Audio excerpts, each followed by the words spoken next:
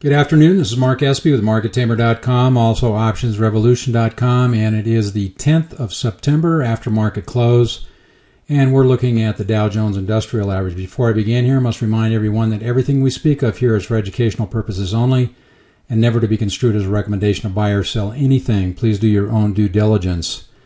Well, there's a lot going on in this chart. It seems very confusing with lines going everywhere, but let me just point out what I'm looking at.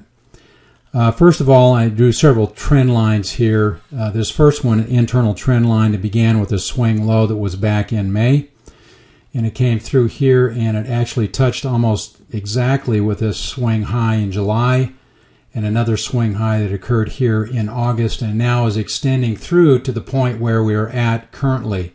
It also coincides, it's very hard to see here, but the 200 simple moving average is this red line that you can see right here that extended from up here. So it is just at the 200 simple moving average, which is a very critical point. The other thing I wanted to point out is we are forming what is called a cup and a handle. Let me point this out to you here. You can draw this. And that's typically a bullish continuation pattern. But there are a lot of things that make me believe that this is not necessarily going to follow through to the upside. One of them is that it is, again, testing the underside of the 200 simple moving average, which is not going to be any small task to get through that. The other thing is that we have this swing high right here and this swing high right here forming a double top. So if it does break through here, it's not going to go that far. I put this line right here to the swing high, 10,700. It could, if it breaks through here, it could go up, but probably no further than about 10,700. You notice here, this is a trend line that I drew from this swing high from late May, early June. It coincided with another swing high in mid-June and came through here and touched at this swing high that occurred right here in August.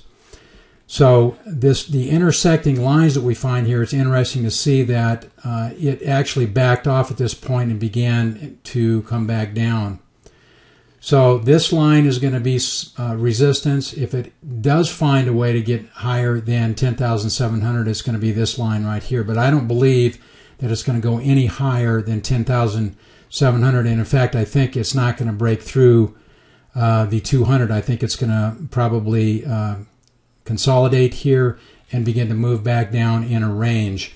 On the downside, we have this line, which is a neckline between a head and shoulders. We have a shoulder, a head, and a shoulder, and the two troughs form this neckline, which is about 9,900.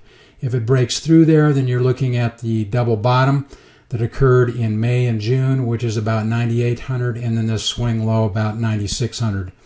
We're in the overbought area with the stochastics, so I would look for it to begin to move back down. And we actually have the beginnings of a bearish divergence here from this peak to what appears to be maybe a flattening of the histogram and maybe a beginning of a crossover, the MACD over the signal line. If that occurs, then we're going to be looking at a bearish divergence and further confirmation that it will probably fail at this level and begin to come back down here. So the levels that I would look for certainly would be around 99, 98, 9900, then about 9800 here, 97 to 9800, and then 9600 here. Okay, we're going to go over and we're going to take a look at the SPX.